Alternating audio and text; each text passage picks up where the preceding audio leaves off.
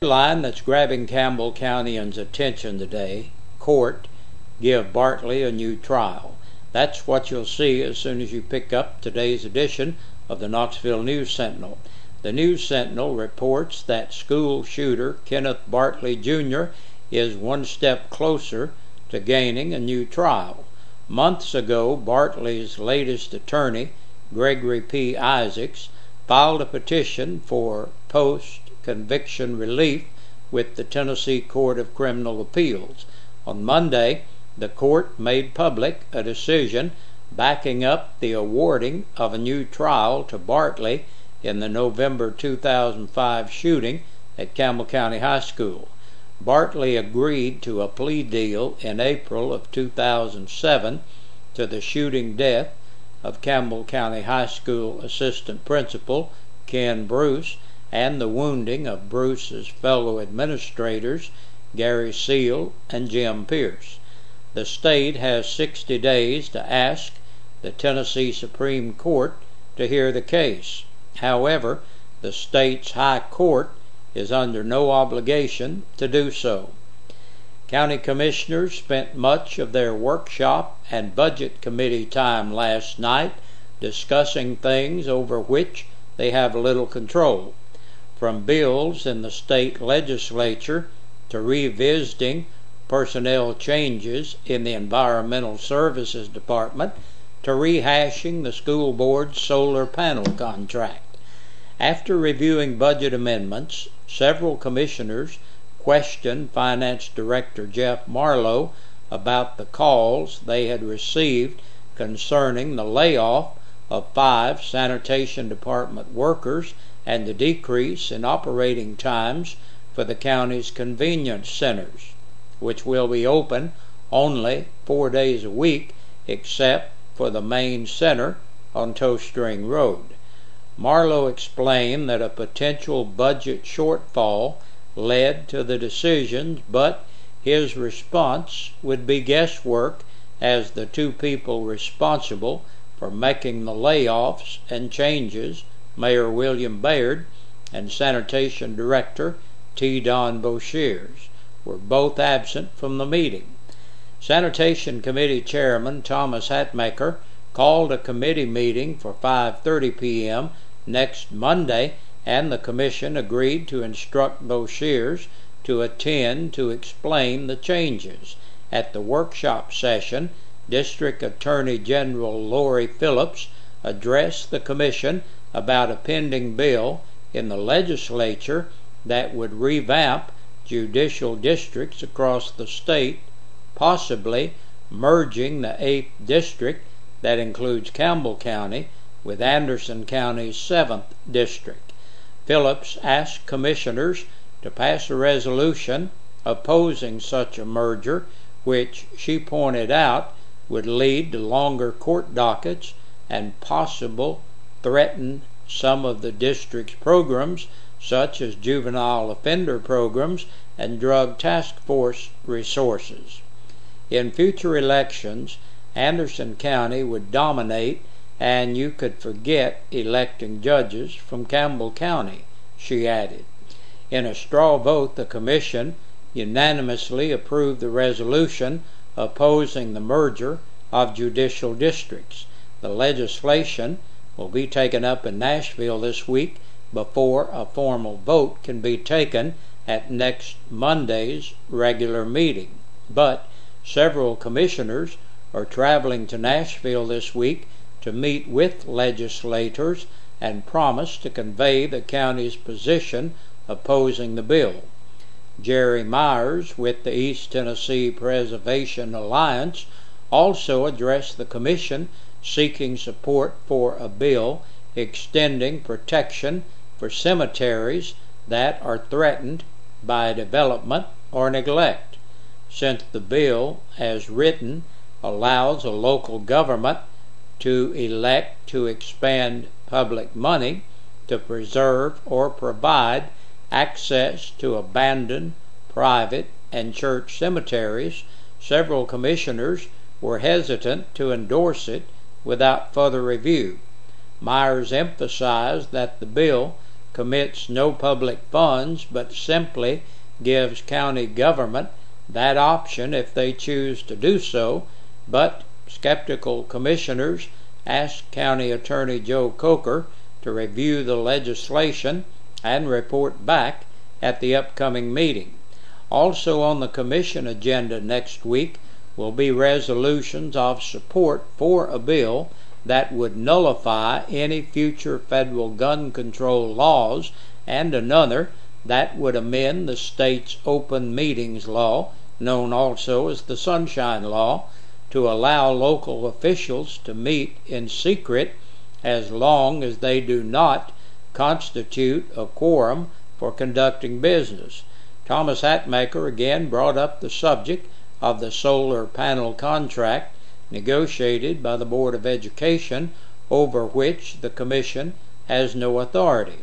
A resolution proposed by Beverly Hall and Sue Nance would give commissioners the power to oversee the project, however, before moving to place the solar panels on other government buildings. The proposal would create an oversight committee with power to gain access to meter readings, maintenance procedures, invoices, payments, and all accounts pertaining to the solar panels. The proposal to appoint a 3-person oversight committee consisting of James Slusher, Ronald Sharp, and Lee Henson will undoubtedly generate controversy at next week's meeting.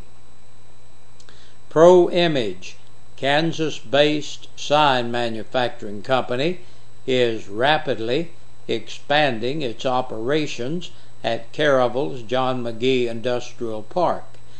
During last night's monthly meeting of the Caravel Board of Mayor and Aldermen, Mayor Chris Stanley said Pro Image expects to hire 25 new employees and could increase that to 100 by the time all is said and done.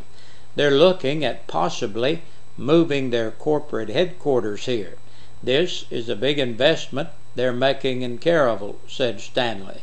Board member Vicki Heatherly added, this is a step forward for them and our community. The board gave its full support to Pro Image by formally voting to begin the process of abandoning an unused service road, which is Alexander Drive, in the industrial park that would allow the company to expand parking. In other business last night, the Caravel Board formally accepted the resignation of Alderman Michael F. Miller, who had not attended a meeting since before the November election. Mayor Stanley said he had no timetable for appointing someone to fill Miller's place on the board. They also approved repairs to a fire truck, approved the purchase of a tractor, approved the purchase of a water heater, approved a $500 membership in the Chamber of Commerce, approved a $500 donation to the Campbell County Relay for Life, approved 2 copier contracts, approved a resolution accepting the Campbell County Hazard Migration Program, approved the repair of street lights and a traffic light. The board also decided to table discussion on hiring a police officer until hashing things out at a workshop later this month.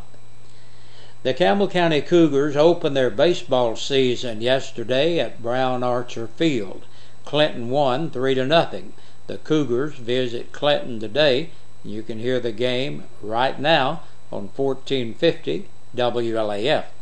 And La Follette Elementary School second grader Halen Willis opens the state basketball tournament tomorrow, Wednesday, at Murfreesboro. She will sing the national anthem. And that's a look at the news for today. Stay tuned. We'll be back with a press release from the Sheriff's. And taking a look at the press release from the Campbell County Sheriff's Department, 6 people have been booked into the county jail in the past 24 hours. Matthew Scott Goins, 25 of Rogers Lane in La Follette for theft of property between $500 and $999. 21-year-old Ryan Travis Gully of Gaylor Road, La Follette for theft of property under $500. Tashina Jewel Hill, age 24, of Back Valley Road, La Follette, on a capious bench warrant. 72-year-old Luther Jordan of Pecan Court in La Follette for domestic assault. Michael M. Newman, 38, of River Road, Jacksboro, fourth offense of driving while revoked, violation of the Tennessee financial law, leaving the scene of an accident, and destruction of city property. And last today, 34-year-old Stephen C. Shane of Union Beach, New Jersey, for violation of probation. And that's a look at the news. Thank you for joining us, and we'll look for you again tomorrow. We'll have the midweek edition of the news coming up then. We sing happy birthday to you, and may all your dreams come true. Happy, happy birthday. Oh, this is your birthday song. Oh, celebration all night long. Oh, may all you... Hey, Big Josh with you this evening. Time for our birthday and anniversary club, brought to you by WLAF and East Side Pizza and Deli. Looking at today's birthdays, Cameron Shears, 10 years old today. Happy birthday to you, Cameron. Nancy Lynch is celebrating today. Happy birthday to Nancy. Paul Goodman's having a birthday. Happy birthday, Paul. And Clifford Russell. Happy birthday to you, Clifford. Yesterday, David Elkins celebrated a birthday. Happy birthday, David. And Linda Stakely celebrated yesterday. Now, if you're celebrating your birthday or your anniversary today, and for some reason we don't have them on our list, remember that in order to be eligible for the drawing on Friday to win a birthday dinner for two or an anniversary dinner for two from WLAF and Eastside Pizza and Deli, hey, we need your names in here. I gotta go. See you tomorrow. Good Lord willing.